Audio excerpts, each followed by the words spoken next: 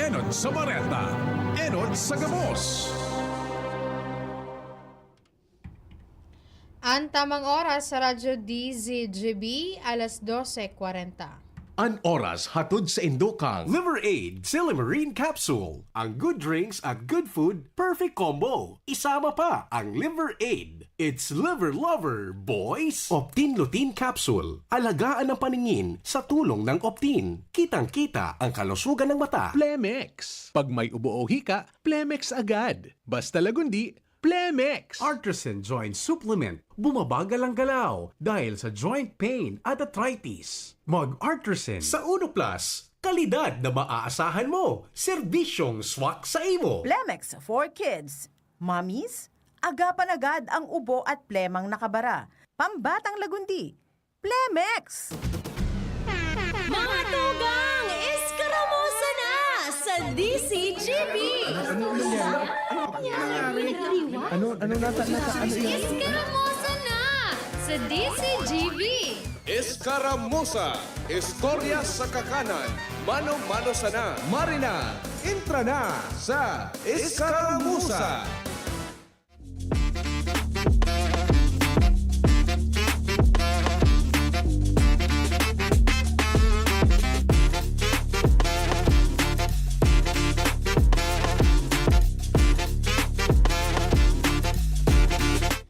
Maray na pagkahapon na po sa Gabos na nakaantabay sa indang mga haro.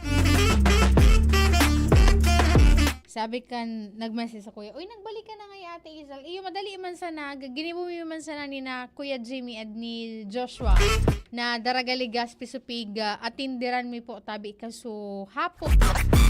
And then kan Martes po tabi.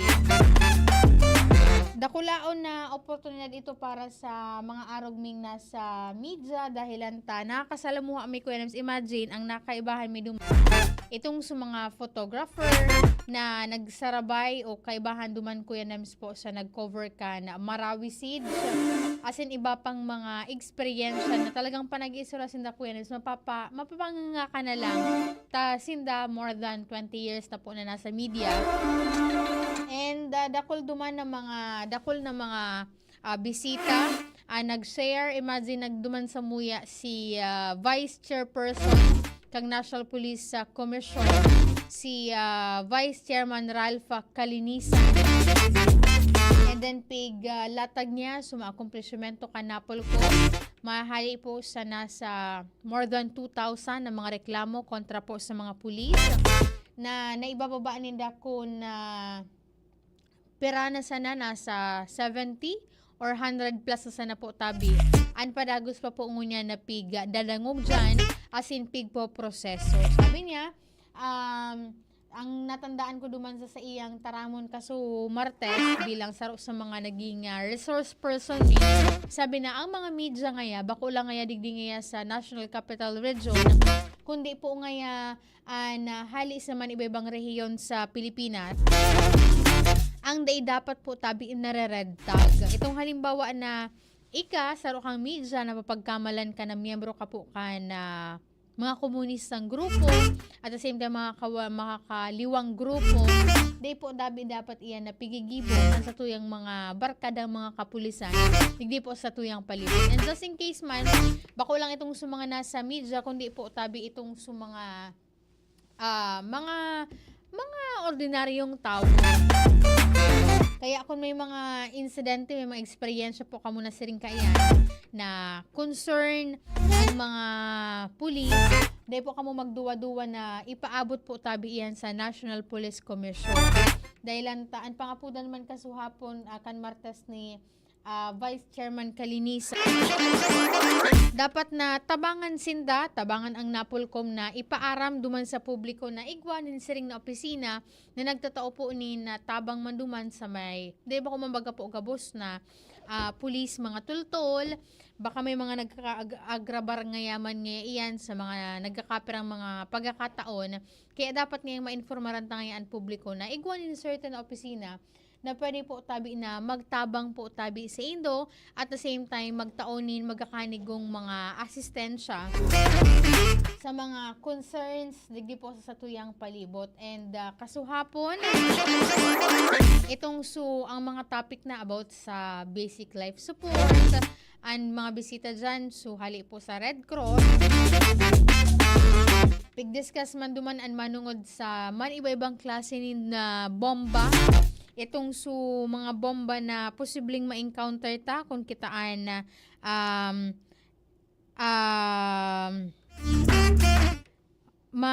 magko-cover dyan po tabi sa mga pangyayari sa satuyang palibot. Pero ang pagiramdom ni very accommodating na Undersecretary po ka na Presidential Task Force on Media Security si Yusek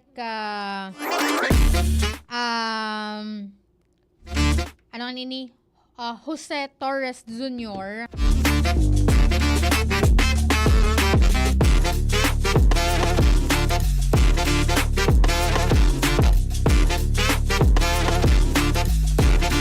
Itong wara po ni na news na katumbas kan sa imong buhay.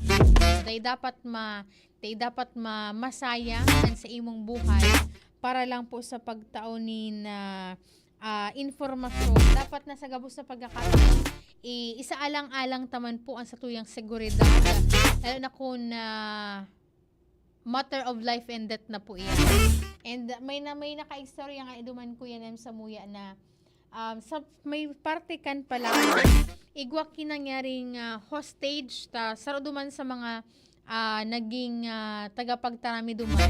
Itong tagapagtaram po kan anti-kidnapping group kan Philippine National Police. And sa pagkakataon na katukuyan Nems, halimbawa may sarong ang istorya niya is may sarong pamilya Kuya Nems na kidnap duman sa Palawan. And naghahagad kidnapper nin kwarta. Itong ransom po baga. Tapos ang problema Kuya Nems nangutang itong natada or day nakasabay duman sa tig-kidnap pamilya. Nangutang siya Kuya Nems. Kaya may nagpautang man, wala nang Kuya Nems gustong mag-initiate na magbit-bit ka itong kwarta pasiling duman sa itong supigtalaan ka itong kidnapper. Ining media man, syempre, ang gusto tabaga bilang bako lang dahil sarong ngatang media, hindi bilang sarong Pilipino, sarong concerned citizen, sa Kuya Nems nag-volunteer na magdara po ni na kwarta pasisiling duman sa place na dapat na magmimit kan itong kidnapper. And imagine Kuya Nems, sa paagi po ka itong naging inisyatibo kan sarotang pag-iriba na media.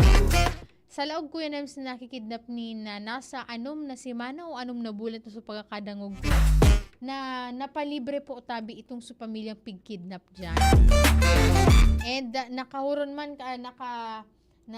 na-discuss man kasuhapon na dapat pag may mga halimbawa may mga yan ang mga anti-terrorist itong ang mga usubaga kaiyan mga landmine mga bombang ibibubugta kung sa either anti-personal iyan o kung ano-ano pa, dapat po na magdangog kita, baka lang kami mga media, kundi po itong publiko na dapat po na magdangog kita sa mga abiso na pigpapaluwas kan otoridad. Pag sinabi baga kaya na bawal ka ngayon dyan maglaog, dakulo na kita Kuya Nems ngunan ng mga mas madali na nga ngunan makakuha ng informasyon sa social media.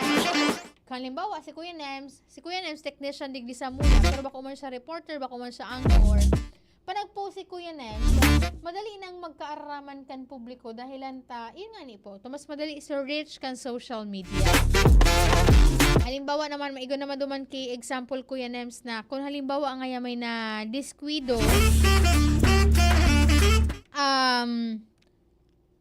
paano nga yung gigibuhon mo nga bilang nga yung sarong bystander? Ano nga hihilingon mo lang nga siya? Maapod ka nga kang mga otoridad? Ma-perform ka itong first aid kung ikaan may kaaraman? Ma-perform ka po ni CPR kung kinakaipuhan? Kaya, dakulang bagay, kapag may mga araw ka ng mga training po tabi, atindir kita and bilang sa mga barangay bagay igawan po ka na pigkukondukta mga training ang Red Cross naglilibot man iyan dyan tanganing mas mapadakol ninda itong mga nakakaaram po tabi na publiko kung ano ang mga dapat nagibuhat. Sabi ni Kuya Zerl Aranya, good noon po Ma'am A. Welcome back po on air. God bless all over the world. Una ko po mama, attend ka mo sa rally. Day naman Kuya Zerl po inabot ito ta. Ano po digdi? Day man po baga na tapos 3 days na rally kan mga tugang ta sa Iglesia ni Cristo. Hindi ko daw sabot Kuya Nams kung ano ang dahilan po kaya.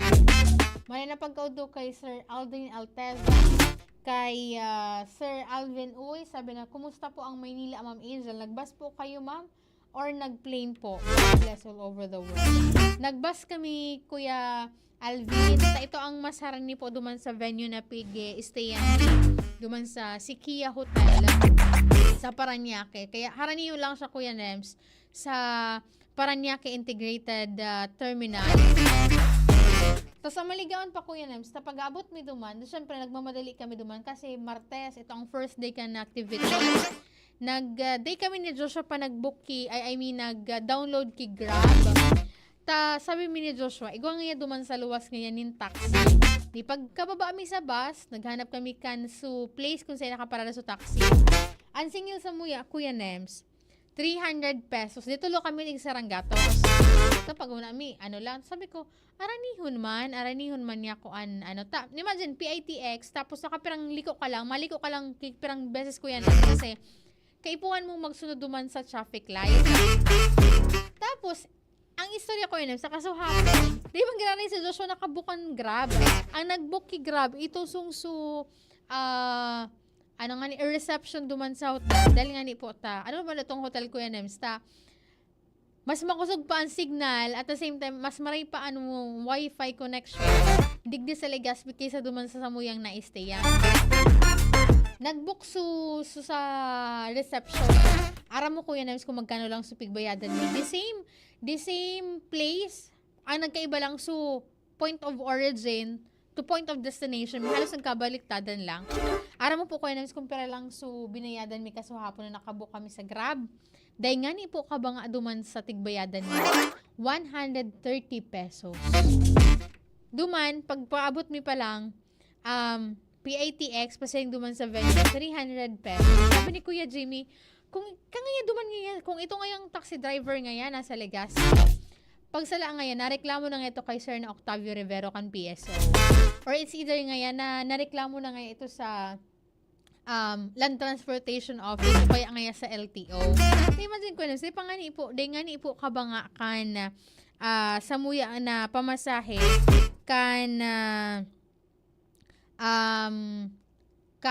pasisiring kami dito. So, naging pamasahe, kami ang pabalik. Pero, sabi nga ni Ibaga, makatuwang-tuwang naman lamang po ngayon sa mga nag-iinguman man ngayatang tuga.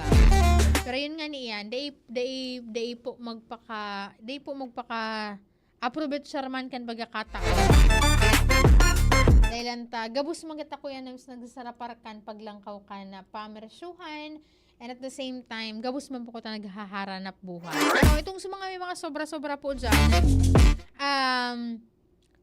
magpasiring po kamo sa ground floor kan Ayala Malls Legazpi. Dahil binuksan na po itong Urawasan Masbate. Ito po baga, kung nararamduman nindo, last na Urawasan Masbate, ini kayang taon na, ini ika 5th year na. Itong baguhan pa lang ko sa DCG. Igwa ki sarong pribadong kumpanya Kuya Nems dyan. Itong mining company dyan sa Masbate. Siya nag-sponsor kan Urawasan Masbate. Tapos may kontrata digdi sa DCGB.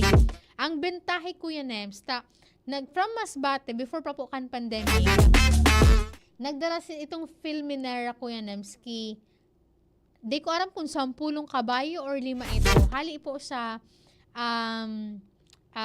today man pwedeng ibiyahe Kuya Nems Subakat. Ang bagaan na Masbate, iyo po ang Rodeo capital of the Philippines. Ang dinara po nila dyan, mga kabayo. And parte kan itong nasa 4 days or 5 days akong 5 days itong activities. Itong free riding libreng pagpapasakay duman sa kabayo. Ini si brother, si step bro na si Romar, si Ate Janila. Inabot mo pa po ba ako yan si Ate Janila? Dai naman po. Nasa DOJ na ngunyan, si Ate Janila. Tapos si Sir Mar, sinilutan kami ni Kuya Nems, na sinilutan ako, tapos si Ate Janila, na magsakay duman sa kabayo. Kaya ito tapos mahiling mo duman ko. Iyan po baga dyan sa may outpost kan police, dyan sa may kanto kan Ayala. Tapos sagud po duman sa main entrance po kan Ayala. Nakabarikada yan Kuya Nems. Dahil lang taduman, aalaw po itong public na maggrani, makakapot duman sa kabayo at the same time, magsakay po tayo. Kaya sabi duman kan na nakahurong ko kasubagan ang naghahalat na matapos opening program. Sabi na, makamiss ngaya Ma'am Angel ngaya mga kabayo and tigdara ngaya po nga digingay sa tuya. Pero ito kaya na pagdara po ng kabayo digingay. Dakulaon gastos katukuyan. So, syempre, dahi man basta-basta marilamang kung ikos iyan na pwede mong ilaag po sa cage na basta-basta mo lamang po na i-transportar yan. May mga permits, may mga proseso. At the same time, nakulang kantidad po nin kwartaan na kinakaipuhan. Tangani po tabi na marealisar po tabi iyan. Sabi ni Kuya Nems, mahal talaga duman sa Laogjel ang taxi. Iyo talaga Kuya Nems, duman sa may gilid, sa mismong sa mga bus, tas pag sa pinakadulo po, niyaon po duman. Nagpapasuruhay pa nga ni kun sa inda venue kan hotel, and maringat na may saro duman na tao sa upunin instruction. Ayan niyaon dyan sa ground floor iyan kan Ayala Malls Legazpi. Pwede ka duman Kuya Nems, agdown mo si Ate B. Tapos duwang ate, day mo na kaipuan po Kuya Nems na magbiyahe. Tapos magbiyahe pa sin sa Katanduan, mas bati po Kuya Nems para makabakal ki tapa, ki corned beef. Maduman ganun ako Kuya Nems, napabakal ka po tabi or haputon ko kung magkano ang kilo, balitaan ta ka. Kaya magpasiling po kamo dyan sa good po sinda sa Lunes, Nobyembre 24, 2025. And so DTI Albayman po, papadagos man ngunyan sa Odd Shade Fair, dyan po sa Shangri-La. Dakol, sabi ni PD Noel Bunao, kansya po nakahuron ko na mga nakalis na semana. Sabi niya, nasa 40 man po na micro, small, and medium enterprises and nagpapartisipar po ng tanganing ito man, mas mapahiwas itong linkages ninda, itong market po ninda. Kaya suportaran ta po ini mga saraday na nagnenegosyo. Napadagos man po na pigtatawanin asistensya, at the same time suporta man po kan Department of Trade and Industry at Bicol sa pagi po kan mga respektibong mga provincial offices ta po digdi sa tuyang anom na probinsya digdi po sa Bicol region. Maray na pagka-udto, nahiling ko may message request digdi sa ko. Di ko sure kung nakahiling pa iningon yan. Si Sir Santi Chope Aranya kan Department of Education, Schools Division, Office of Legazpi. Sir Santi, maray na hapon po tabi sa imo na nakaantabay ka pangunan. Sorry po tabi late na nababasa ko sa imong mensahe dahil anta na sa message request. Sa kuyang kapartner po sa technical, si Kuya Nems Flora, sa IT si Jerome Nico Martinez. Salamatunan po sa gabos na nakaantabay sa tuyang programa. May mga sapatos po kamo dyan na pwedeng mabakal sa ground floor kan Ayala Malls. Mga marhay po na kalidad iyan. And sa marhay man presyo Kuya Nems, kay ba na po itong mga bags, mga wallets na mga leather, as in iba pa pong mga produkto, food and non-food products, mga pang-display, as in iba pa po tabi. Ako po tabi ang sinong nakaibahan ngunyan na pagkahapon. Ako po si Angel Mustaza. Bye-bye. Sumali na at maging maswerte sa Willie & Sons. May papremyo sa Resibo Raffle Promo. Maaring